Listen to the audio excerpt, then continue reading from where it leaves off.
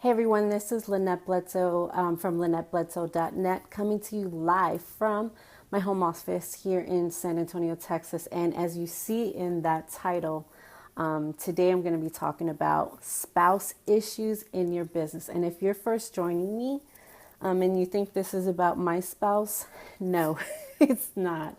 Actually, I'm talking from experience. If you don't know my story or our story, back in 1999, we joined the network marketing business, but I'm actually the spouse that always had issues. So I'm always the one that had opposition for everything. So our first date back in 1999 was an opportunity meeting. So mind you, I was a single parent working a full-time job and was going to school full-time. So the first thing that my husband brought me to, I used to work right across the street from Empire State Building, and he brought me right across a couple blocks away, and he said, would you mind before we head out to dinner, would you mind if I stop by my office? So I'm thinking, okay, cool, quick office thing, go pick up something, and then we leave. I walk in there, and it was actually for an opportunity meeting. So, of course, I wasn't the happiest person back then. I was like, this guy is crazy. What the heck was he thinking by bringing me into this opportunity meeting? So maybe not a good impression for someone that you just met, but just a heads up.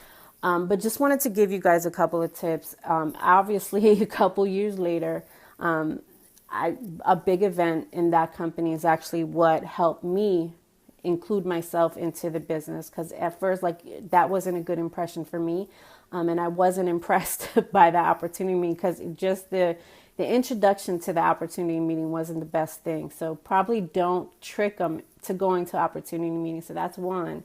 But I wanted to share 4 things with you guys that may help you, and maybe including or winning over your spouse into your company or into your business. And just to let you guys know, just because we work 100% together on this business, and in our business, there's a lot of couples that may not work together in their company, and that's okay.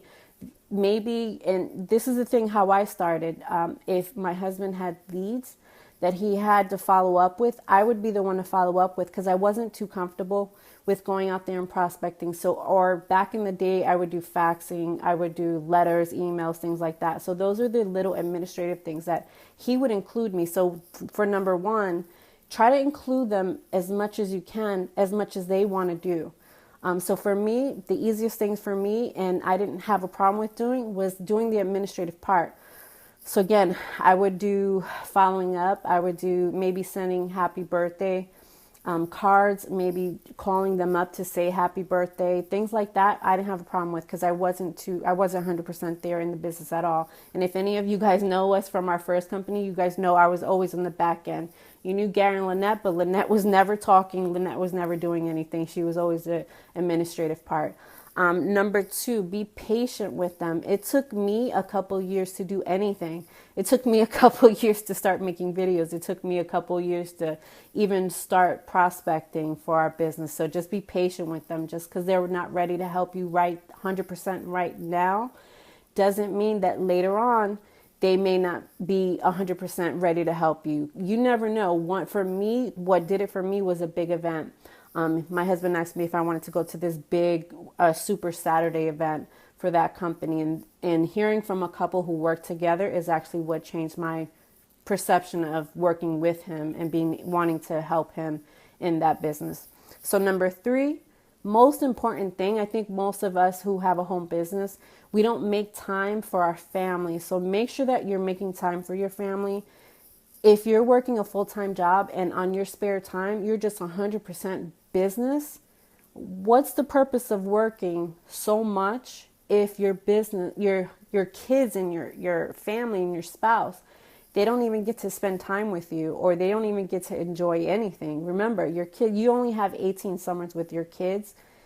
You're missing out. Your kids can be out the door, and then is that the point when you're going to decide when you want to spend time with them? No, it's too late. So make sure that right now, today, you're spending that time with your family, so that, life is short. That's just there regardless. Life is short, so you don't want to miss out on that. because then your kids and husband or spouse is going to think that you're 100% work and 100% business, and you don't even have the time to spend with them. Because think about it, if they see you working hard and then you're actually spending time to have dinner with them, or having time to maybe go out over the weekend for dinner, or just go out to the movies, you're taking time. All that hard work, you got to celebrate it at some point. So it makes no point in making a whole bunch of money if you're not actually celebrating with the people who are sacrificing in your home too.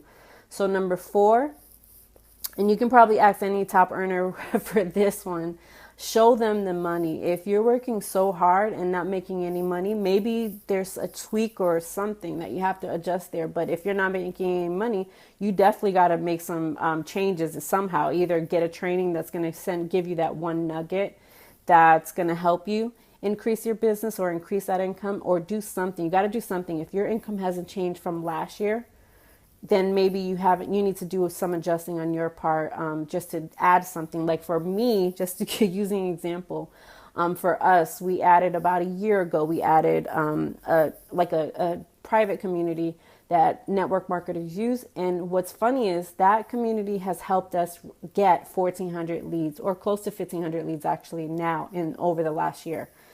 But this is the same company, or not company, but community that my husband had showed us probably 5 years ago, and I'm the one that said no. See, I'm the one that's the unsupported spouse.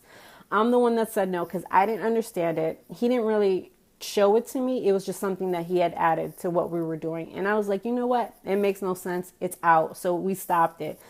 In 1 year, imagine, that was 1,500 leads. And imagine if we would have kept that 5 years ago. That business, our business would be huge right now. So just like I said, make sure that you try to include them when possible. And our good friend Steve, this Wednesday, a lot of you probably saw what I posted a little earlier. I said we were going to be having on Wednesday night a whole entire webinar dedicated to how to deal with unsupported spouses. Obviously, to dive deeper than these just 4 tips that from my experience that I can share. So if you want to join us on Wednesday night, make sure you head over. The webinar page is up right now. Make sure you head over to Bledsoe's freetrainingwebinar.com, and you can dive way deeper into this subject. But I just had to share my experience because I'm sure if you're just watching this, you probably think my husband's the unsupported spouse, but it's me. So if you got value from this video, feel free to like, share, comment below, or maybe tag someone that you think this may help them with those 4 tips, and feel free to join us on Wednesday night. You guys have an awesome Monday. See you guys at the top.